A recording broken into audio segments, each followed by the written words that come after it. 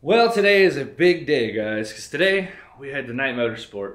Knight Motorsport is a company who builds all kinds of Subaru engines, and as you saw in the last video when we were testing out our BC coilovers that work so perfectly, we may have blown the motor. A lot of smoke coming out of the back of the car. So we pulled the car in the garage, we did a leak down test on it, and it turns out the cylinder 4 is no mas. The ring lands are pretty... Can I help you? Yes? I'm trying to film the intro to the video, dude.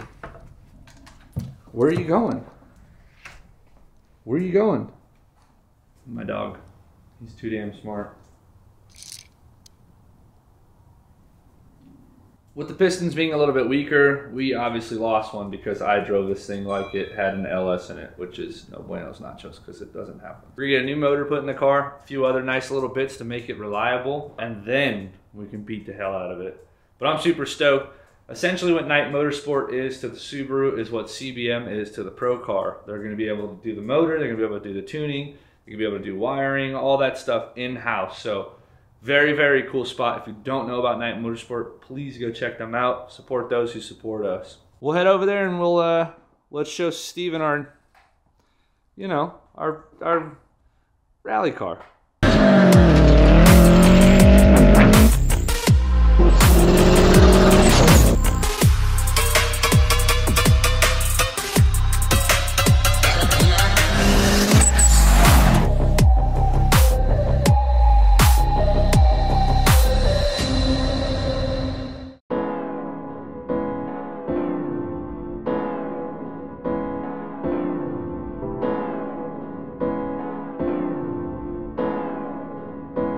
This car is terrible. You can see it's already like, I'm already leaking everywhere. Oh, it's so bad. It barely made it here. I got off the freeway and it totally wanted to start like stalling out and stuttering on me, and I was like, oh no, this isn't good. But it's all right. We're home. Steven's here, James is here, and Austin's here. These are all the boys from Knight. We're gonna be working with us. Yeah, do you want to see? Yeah, let's take a look. My pile of junk. What you got going on? You can kind of spot that there's already a little bit of oil leaking. A little bit. From it, just a little bit.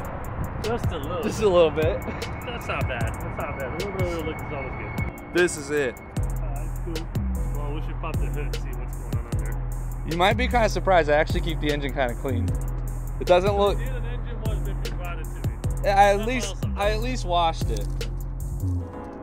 It might have oil all over it now. He did wash it. Not so bad, huh? Look at that. You wouldn't think it'd be that clean. No. So far we've done BC coilovers, and we have a wheel and tire package on there from Tire Streets and from Black Rhino. That's about it. Okay. The rest of this thing is completely stock. Apparently there's a 2008 Legacy transmission in it. I don't know what that means. I don't know if that's true. It's still a 5-speed, so yeah. Yeah, still a 5-speed. Is that the stock intercooler? No, it's got this big giant aftermarket intercooler that's missing a support on that side. And this HKS thing with some zip-tied hoses on here.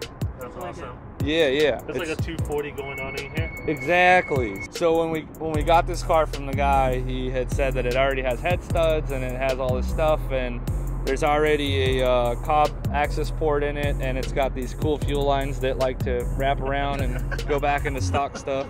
AN to stock. It's terrible. We've already lost the ring land in cylinder 4. That's awesome. Cylinder 4 is gone. We did a leak down test and it is leaking.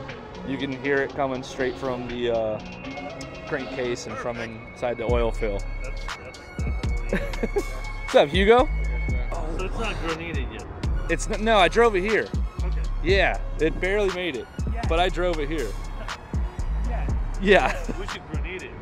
Yeah. As well before we pull it out. Why not? Why not? I like the way these guys think. These are my people. This is it, man. I mean, I pressure washed it a couple times because we took it in the dirt, and so it's kind of clean. Cool. Well, yeah. I'm definitely looking forward to yanking the motor out. See what's going on with that. This thing's a pile. Hey, that will be fun. Yeah. Every car is fun. Every car's a good car. Once it's done, look at the hood, don't even close. Look at that thing.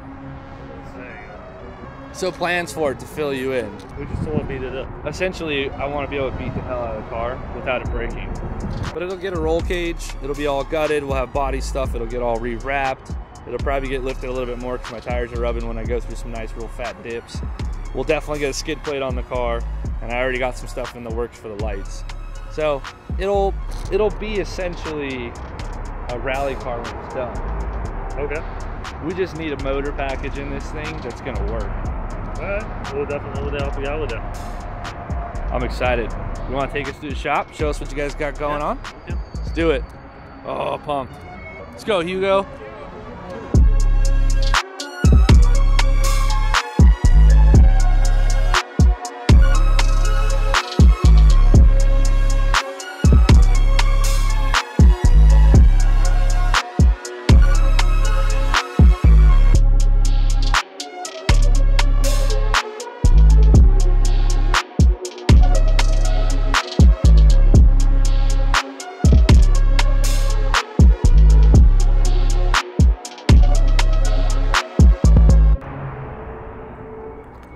Here we are inside. Well, this is where all the crazy is going to happen. Pretty much when after we take it apart, we'll bring it in here in our clean room and get it put together. We're actually currently working on about 5 motors right now. Currently building it. So we'll see what else I can put some together for you so you can have some fun with it. Yeah, so you're doing all kinds of Subaru motors. The new stuff, the old stuff. Which one, let me ask you this, which one's your favorite to work on? I mean, I'm always with an 06. Like, I started with an 06. That was my baby, so. A man of culture. No, it's the Hawkeye all day long. The Hawkeye, right? This area where the motor's going up first, tearing it apart. That's the problem. And then from there, we just go in and get it cleaned up, wrap it. Yeah. Right now, we are just got about 4 or 5 motors ahead of you. We'll get yours a little bit ahead of you. Which makes it easy. Yeah. Well, there's a couple things we can do for your car. I mean, yeah. Definitely we can build a stock build, or we can go with the sleek build. We can build a stage 2, stage 3 build. We can also build a crazy one, or we can go with an upgraded turbo setup and stuff like that. You know, there's a lot of things we can do. Right now, we actually rolled out our new valve cover, so definitely that's something you don't get. Just end up have to pick new colors on it. Yeah, I saw you had some laying over here. Yeah. Can you explain these to me for a bit? Because I know that there's an air oil separator. So actually, we built an air oil separator. So let me show you a little bit about what's going on in the current valve cover. That'd be a good place to start. Yeah. What's wrong with it? Well, the factory setup, it has a factory baffle system built into it, as you can tell. It breathes to the middle, breathes to the top, but it's supposed to collect oil and never drains out. So eventually it'll get filled in, or oil gets picked up and pushed through back out through your actual breather hose. So what we end up doing, we end up taking that system and end up building on top of it. So it's the same system in effect. The only difference is that we end up making it a little bit better, deepening the holes. So actually we're using a steel wolfing here to be able to filter the entire system out. Yeah. So actually now we're forcing all the way down, draining it. Then on the coming back up, it's completely filtered, so there's no oil actual consumption coming out of there based upon the pressure in the crankcase. And this is how you'll get oil back into the intake system and burn it up through the exhaust? On the factory, yes. On the factory setup, On the right. factory. So this is what's preventing pretty it. much just filters it out and dumps it back into the Yeah, I don't understand why there's not a hole a little that is lower a hole. on that thing. It's right there. It's just too up high, but and that's it's pretty much always constantly getting squirted with oil. So it doesn't make any sense. I mean, it is a baffling system, but at the same time, I don't not see a good the one. purpose of it. Yeah. This makes a lot more sense. I'm a fan of this idea of having the drains on the bottom side. It just makes sense. I tried to come up with a better idea. So I mean, everybody likes to have the air oil system on the side of the engine. Right. So now we have to actually run coolant to it, heat it up. There's still condensation going on in there. So we tried to take that system and put them back inside the motor. Yeah. So there's no reason to have extra hoses running around. Right. Outside where you can actually leak oil or anything like that, and you're still hoping to get it back in there. Yeah, because so we try to keep everything inside the motor itself. So you're getting rid of all the spaghetti and all that stuff. All the spaghetti out of there. Now we did add a little bit of extra features for it, where we can install the spark plugs easier, so we have more room for it. Also, we added additional surface to the top of the valve cover, so it cools it a little bit, so we can keep the oil temperature just a little bit. I really like clean engine bays. That's a really big deal for me, and I know like in the Subaru. So far, what we've noticed in the Subaru is that there's a lot of lines, there's a lot of wires, different things going different ways. So with the Formula Drift car that we have, one of our goals is to make it as easy to work on as possible. When Hugo and the guys are working on the motor, it's not this moving all these lines out of the way or making sure the vacuum hoses are all plugged in. Everything's on ANs, everything's on quick disconnects on our wiring. The car's just really, really simple and clean and easy to work on. And then it's also like visually, I don't know. Pleasing. It's visually pleasing when you look at the engine bay. It's just like, oh, it's so simple and it works. You know what I mean? That's one of the biggest things on this too. With Subaru is well known that they end up leaking oil on the side of the valve covers. Yeah. Just because of how they design. So what we end up doing, we end up getting rid of the factory bolt system on it.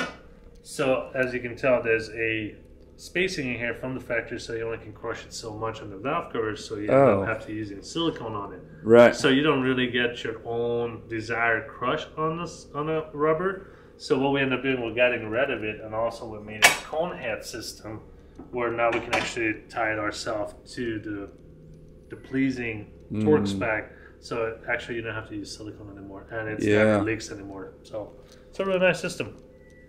We've been tested, running in. We have it on the RE out there too, so we've been installing multiple cars on it. Yeah, those are clean. These gold ones look really good. I don't know if the camera's doing these any justice. Those are beautiful though. We're gonna get one on your car and we can go from there. We're getting valve covers, bro. All right. Let's go.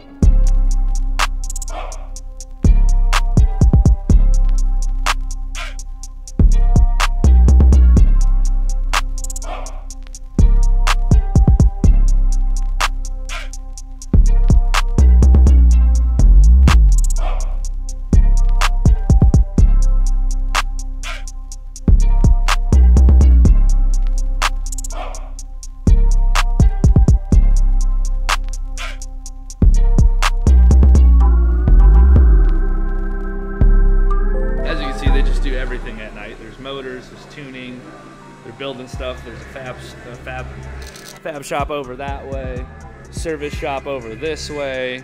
There's just a bunch of stuff going on here. I'm super stoked.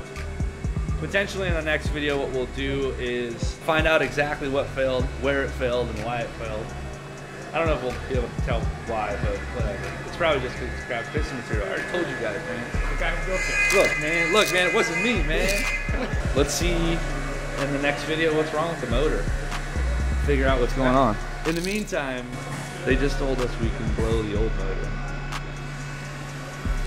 I think we're gonna blow the old motor. Don't burn us, it's a good time. Oh, you know what I'm saying?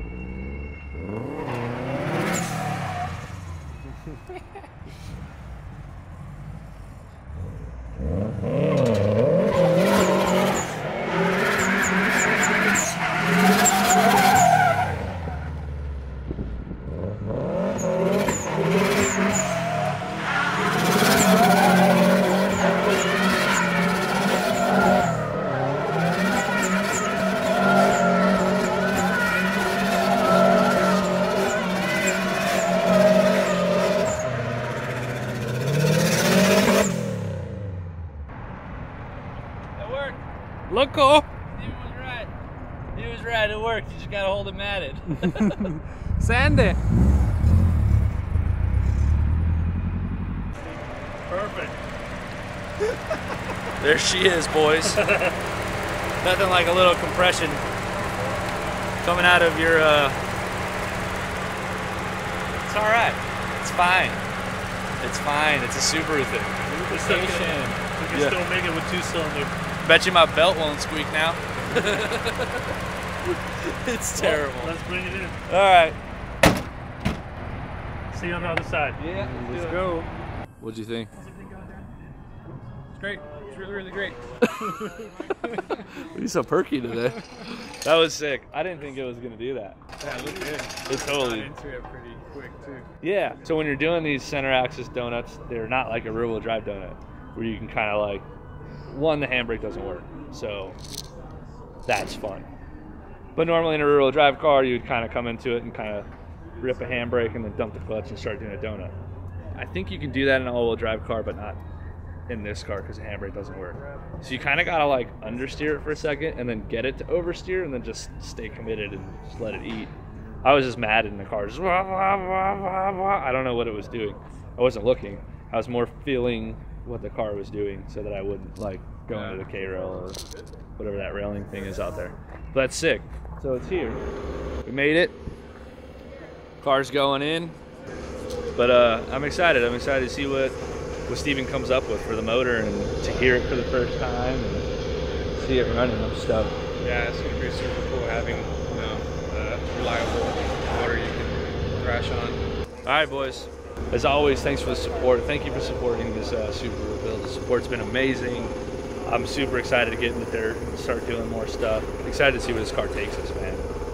Huge, huge shout out to Night Motorsports, Steven and James. Thank you guys for supporting us and helping us with this build. If you guys can, go over to Night Motorsport and give them a like, give them a follow. It really doesn't cost you anything, but it helps me out tremendously, and they're supporting us, man. They're helping us make this content for you guys. So, shout out Hugo. Shout out you guys. Stay safe.